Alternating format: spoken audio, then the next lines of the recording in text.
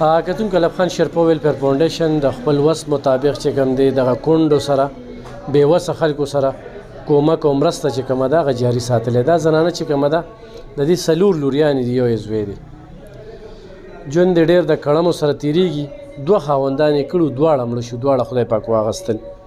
نن پکې دا مجبوره ده خدمت پکې کوي یو بل کره خدمت کوي او هغې کې چې څه وګټي نو په هغې باندې د کور ژوند تېروي څه به وایم جی زه بیمارم شوم په دې کې زه راپرېوتم ما درد خوړم ملا مې پرک شوله او په هغې کې ما سره چا څه همت ونه کړو 2 خاوندان مې کړي هغه دواړه وفات شوي دي ما ته واړه بچي پاتې شوي دي او هغې سره زما هېڅ امداد نشته او معذوره مې ما په لاس باندې چې زه لکه څه وکړم په دې کې ما په پردي کور کې خدمت کوو خو بیا هم لکه زما پکې څه ونه شولو دا پیدایشي معذوره دي بس په ما دغه ژوند دی بس دغه یو کار او بل کار خدمت کول دی بس دغه زما ژوند تېرول دي مخکې راغلی دلته جی مخکې راغلی یم موړلي جی اوړه غوړي موړو کجورې صحیح ده دا واله غوړي صحیح ده او دغه وړه واله ښه کتونکو لب خان شیرپا ویلفیر فاونډیشن سره خو چېرې ستاسو تعاون روان وي داسې کونډې یتیمانې په دې غریبه غریبۍ کې په دې ګرانۍ کې انتخایي ګراني د خط ته ورسېدله ډېر ژوند ډېر تنګ دی نو کومک را سره وکړي کتونکو دا زنانه چې کومې دي دا خو به تاسو په ویډیو کتلې وي 15 بچي دي خاوند یې خودکشي کړې وه د افغانستان سره تعلق ساتي ډېر زیات مجبوره دي دلته کې راځي د خپل وس مطابق هم چې څه کېږي نو هغه وله ورکوو دا دوی پکې ځان له داسې یو جوړه کپړې چې کوم دی هغه وکتلې موږ دغه وس ته چې یو بوجوړه ورته ورکوو دا بله زنانه چې کومه ده دا هم د جندي پول ده دا یو علاقې دي د دې 2 خاوندان مړه شوي دي یو لاول مړ شو بیا بل سره نیکه وکړه هغه هم وفات شو نو د دې ژوند هم ډېر سخت دی څه وایې په دې موخه منګه خو دا وایي ما دا ورونو ته درخواست ده موږ سره مرسته وکړي زما بچي ډېر زیات وږي او تږي او بیماران هم دي موږ خپل هم بیماران یو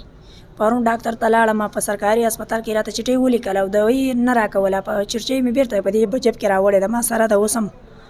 او بېرته کور ته رالو زوی مې بیمار ده ټیبې ده او کور کې د خېټې د رقم نه لګېږي د خوراک او دغه خرچې بچي مې واړه دي 15 بچي مې دي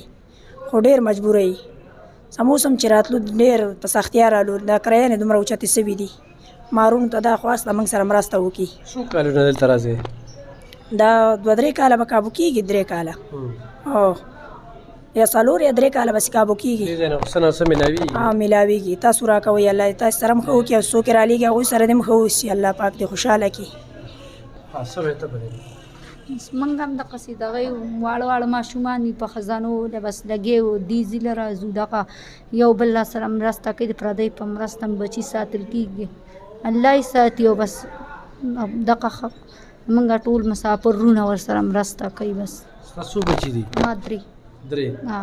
څو کالونه دلته راځي دلته 3 کاله مې وشو څلورم دی اوس ژوند څنګه روان بس ټیم دی تېرېږي بس اوس دغه ډېر اختر مخه وایسته یم نو نه پیزار او نه دغه موږ دلته بل خوا خو نه شو تللی دلته رال موږ څوک لږه مرسته سره څه وکړي بچو ته په اختر دی جامې واړي پیزار میزار بوله واړي غواړي ماشومان غواړي کتونکو ډېره زیاته ګراني ده ګراني انتخا ته ورسېدله د حکمرانانو سره د قام بالکل فکر نشته دی تیل چې ګران شي نو هر څه ورسره ګران شي او دا یو د کرایان هم ګرانې شوې او وړه غوړي چیني دا په خپل ځای بچي دي یتیمان دي اړې کېږي چې اختر کې موږ هم صفا کپړې واچو پیزار واچو خو تشه جیبه ته مې دښمنې خو تاسو کومک وکړو نو موږ به هم دې خلکو له څه ورکړو دا واله ځان سره وړه ښه صحیح ده دغه وړو ته واله شه انشاءالله دا سلسله به ستاسو په مرسته باندې مخ په وړاندې بوځو او قربانۍ هم وکړو دې خلکو ته به موږ غوښې هم ورکړو انشاءالله ستاسو د مرستې طلبګار یو پیسې نشته قسم ده چې اوس راتلو دا یو ته وایي کونډه یم او زه ورته وایم کونډه یم همدا خبرې کوو کونډه یم کرایانې سمې ګرانې وې اوس چینچي والا رانه 50 روپۍ واخیستلې زیامه پورې بس بیا نور به یې راکړه نور یې 10 روپۍ ته راکړه موږ ورته ته موږ ته 10 روپۍ راکړه 10 روپۍ کرایي ده 15 موږ ته خبر نه و موږ را روان سو موږ خبر وای چې موږ نه راتلو بیا موږ سره کرایي نه وه نو کتونکو ضرور ورسره مدد کومک وکړئ ډېره مننه خوشحاله